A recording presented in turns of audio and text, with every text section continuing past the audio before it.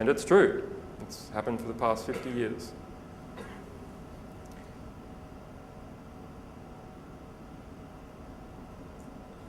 So another bulk leak of that sort is we released 600 reports from the United Nations.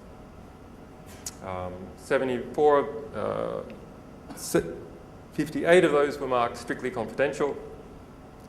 Those were investigations into corruption or crime committed by the United Nations, including United Nations peacekeepers.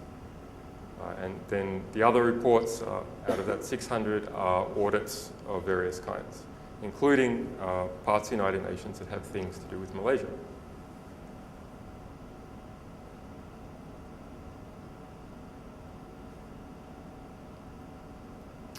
So here's an example press article. The Associated Press came out based upon that material. It appears everywhere. It's a newswire, appeared in New York Times. UN finds 217 sex abuse claims against blue helmets. So there was peacekeepers stationed in the Congo who were sexually abusing the local population.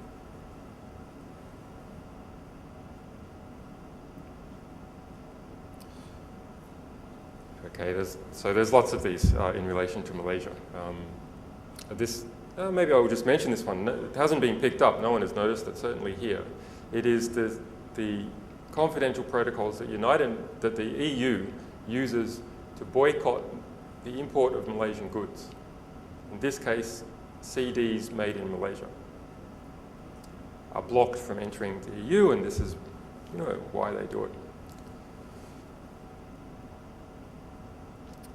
And so actually, just by searching through the normal search interface or looking in the category, you can only see stuff that we have marked by hand as being something to do with Malaysia. But if you do a Google search, site:/wikileaks.org, file type PDF to restrict it to PDFs so you don't get index pages, you'll see that there's some 220 more references to things to do with Malaysia. And all that, even though we only have a few leaks that were directly from Malaysia.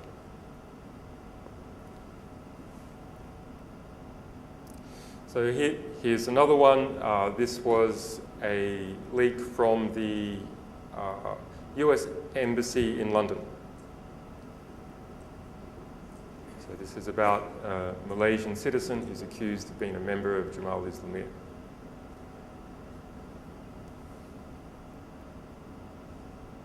Okay, so that's Malaysia. Now, does this have real impact? I mean, our hopes are that it has impact and that we achieve significant reform, but okay, you can see the press is writing about it, but does it actually work? It's still embryonic, but do we have some clear cases where we have changed in an obvious, significant way what has been happening in a country? Well, the answer is yes. So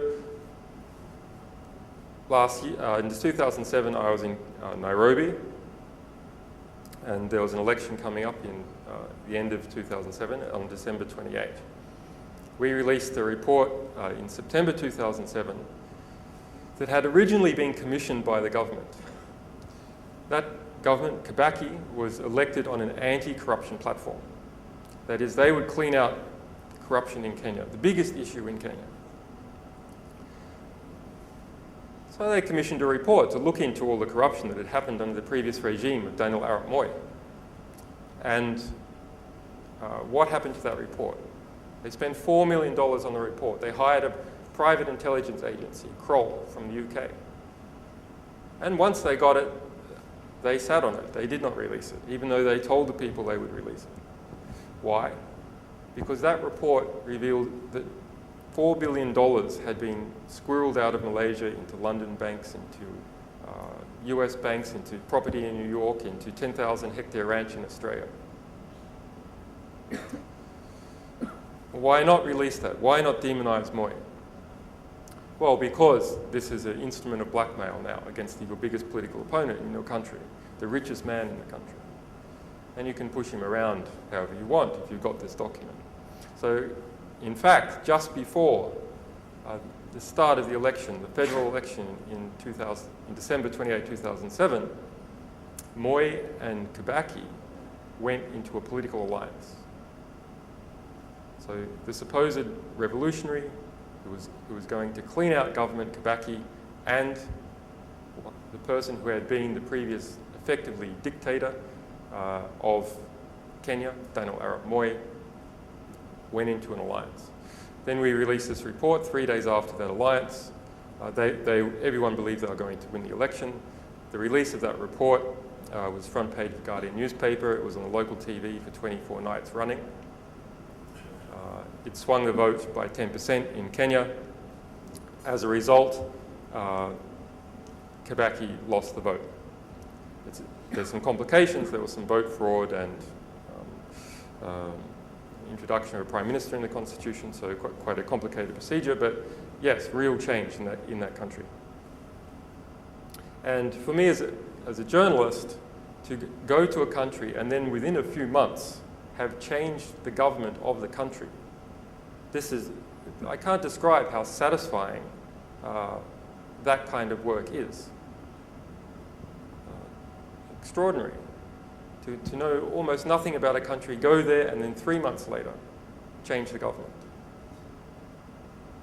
And that is something you can do if you find the material that will change the government, you publish it, you keep it up, and you spread it to everyone that you can. Okay, so in Malaysia, people always tell me about the Internal Security Act and how there's terrible censorship in Malaysia and everyone is scared. But actually I see some good things happening. I see Malaysia Today publishing some really hardcore stuff.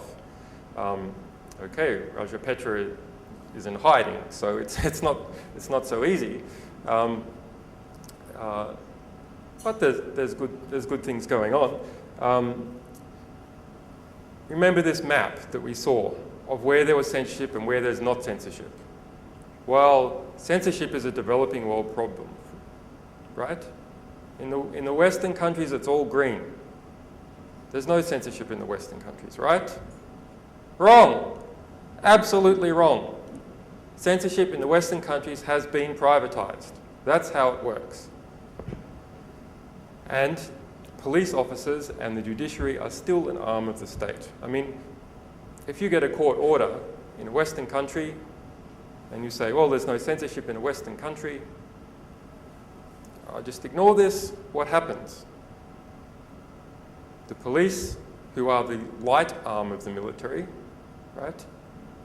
The only reason you have police and military is because you don't want to have to lug around machine guns every time you go to a house. That's the only difference. So the light arm of the military comes to your newspaper and says, do it, or we'll cart you off to jail. And say, oh, well, that doesn't really happen. Maybe they get fined. Okay, so you have your newspaper, you get a £100,000 fine. I'm in a free country. I'm not going to pay the fine. There's free press here. I'm not paying the fine. What happens? They come and physically repossess your newspaper with the light arm of the military, namely the police. Okay. So, all right, I've just made this claim. Where's the evidence? Okay, so here's a case that I know about because I was personally involved. Now, there is much more going on that I don't know about because I wasn't personally involved. The UK Guardian newspaper has just disclosed 3 weeks ago that this year alone, it has been subject to 10 secret gag orders. That doesn't just mean it's received an injunction that it can't print something.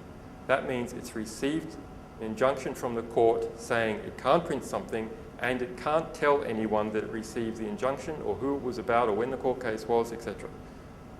A secret gag order. This is much worse than the Malaysian Internal Security Act if the case is public. This is a secret case. So in this case, there was an Iraqi billionaire, Nahadimi Orchi,